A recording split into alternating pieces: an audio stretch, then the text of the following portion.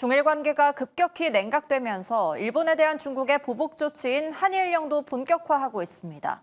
이에 한일령의 반사 이익을 볼 국내 수혜주에 대한 투자자들의 관심이 높아지고 있습니다. 구민정 기자가 자세히 알아봤습니다.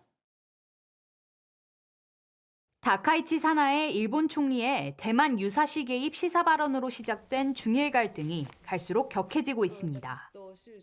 중국 정부는 일본 영화의 중국 내 상영을 금지하고 일본 여행과 유학 자제령을 내리는 등 일본에 대한 보복 조치인 한일령을 본격화했습니다. 전문가들은 이번 조치가 장기화될 가능성이 높다고 평가했습니다. 보면은 중국과 일본은 예전에 그 센카쿠 열도 때문에 붙은 적이 있고 그때도 생각보다 오래 갔거든요. 네, 미국도 안 건드린 대만 이슈 일본이 건드려 버렸기 때문에 양보하기 어려운 입장인 것 같다. 일각에서는 한일령이 중국의 설 연휴인 내년 춘절까지 이어질 수 있다는 관측이 나오는 가운데 국내 증시에서는 관련 수혜주가 주목받고 있습니다.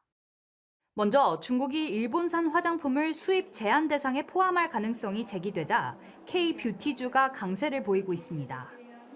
중국의 대응이 본격화한 지난 13일부터 일주일간 APR은 11% 이상 뛰었고 아모레퍼시픽은 7% 가까이 올랐습니다. 이 밖에 ODM 기업 코스맥스를 비롯한 토니모리, 한국 화장품, 삐아 등 중소형 화장품주도 일제히 오름세를 보였습니다.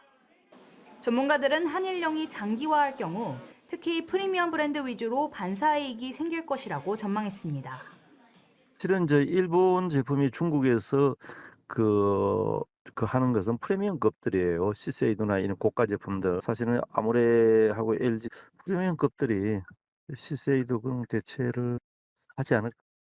한일령 장기화 조짐에 화장품주를 더불어 관광주도 강세를 보이고 있습니다.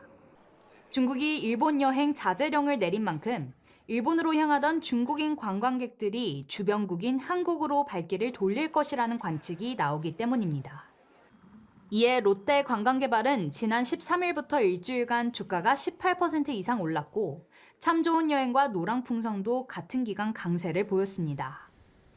중국과 일본의 갈등이 고조되고 있는 가운데 한국 수혜주에 대한 관심은 당분간 이어질 전망입니다. 매일경제TV 구민정입니다.